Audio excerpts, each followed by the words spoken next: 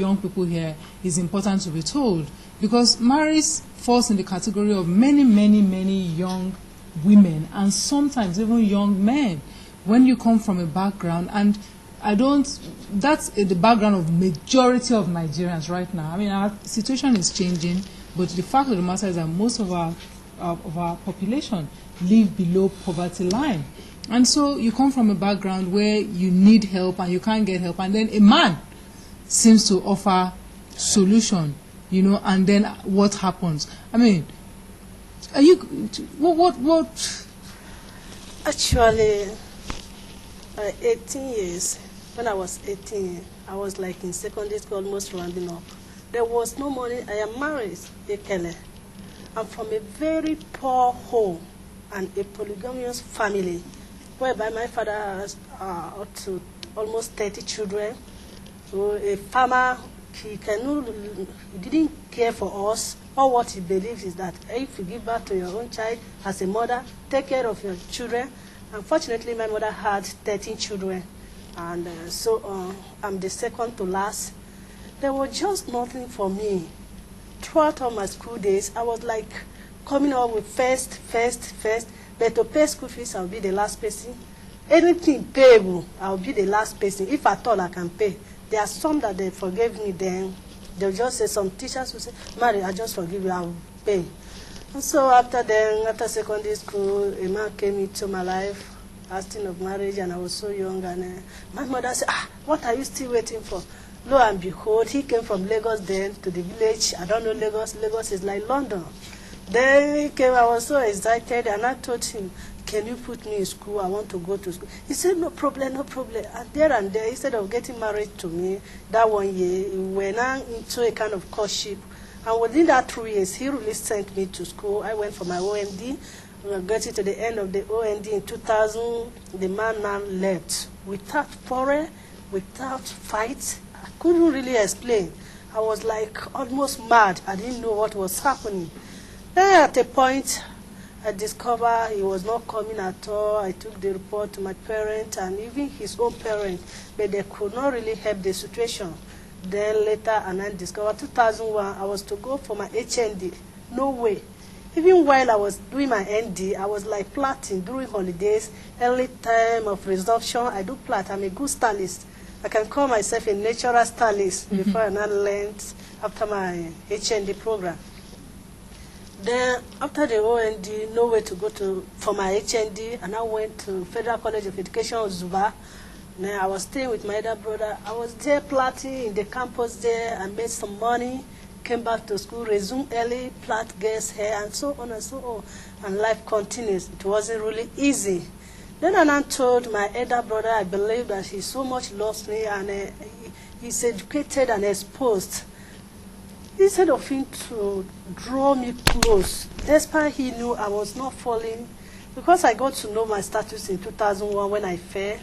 I wasn't really ill, but I had like malaria, went to the hospital because I told myself that this guy that I was with, he disvirgined me, but he was going about and he didn't come. Let me go and do tests. Lo and behold, I was tested positive. I said, God. He was positive? No, I don't know. He left just me in ran 2000. away. He ran away. I never saw him up to date. When I got the results, there was pre-counseling before the test. But when the test came and they gave me the news, I snapped. I said, God, poverty has killed me. I didn't mention HIV. I said, poverty has killed me. Because in my own nature, I don't believe in... I had no boyfriend before the guy. Just as I said, he disvirgined me. I said, if not for poverty, I keep on telling my parents I want to go to school. All my prayers is that I want to go to school. But since they could not help the situation, I have to just fall into this wrong man's hand. And so there and there, the doctor that casted me, she was shouting, Maris, Maris. I don't know. I traveled there.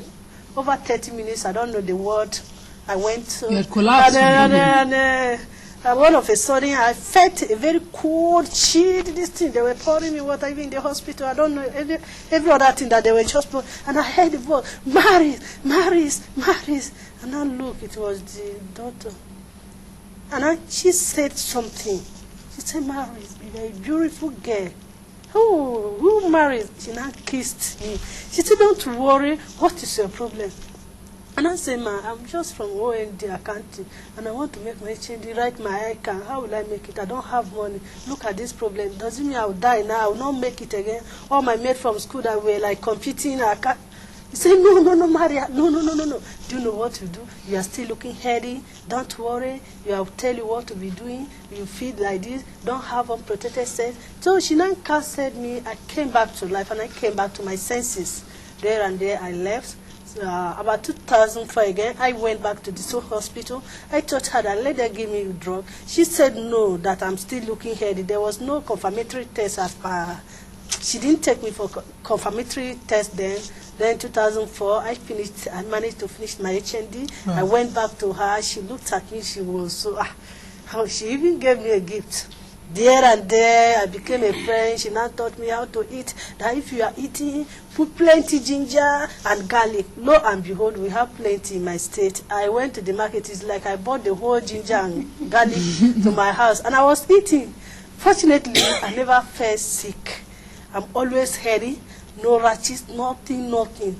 But my brother was like a problem to me. I don't know. He didn't really disclose to my parents. But I keep on picking the mind that I will make it. That is my prayer, and that has been my song. I will make it. I will make it. I want to make my ICANN. That has been as if I make my ICANN, I'll make all. But to the glory of God, today I've not made my ICANN, but I'm taking right step to it. And this is how I survive. Many guys look at me, I can't like, they'll say, marry this. I say, hold on. I keep on preaching HIV. They say, why are you always HIV? People that cannot walk, HIV is killing them. They go, don't talk about HIV. You are talking about HIV. To the point that my neighbor, a lawyer, I call it rape. He raped me at Bagada last 3 years. I say, and I have to like open up there. I said, please, Sam, I'm sorry. And nobody knows it. I said, Sam, please look. He said, no, this is how you tell your life. Every day we bringing all this HIV. I beg you, forget that one, Joe. HIV there, your body, you know sick, you know die. I said, okay. Let me understand that. Are you joking about that, or are you saying that this person actually sexually assaulted you? I am not joking. You told this person that you were HIV positive, and he refused to believe you. The way he was like, he didn't really want to believe, because he said I wasn't sick, I was looking healthy and so on. But of course, I dragged to him.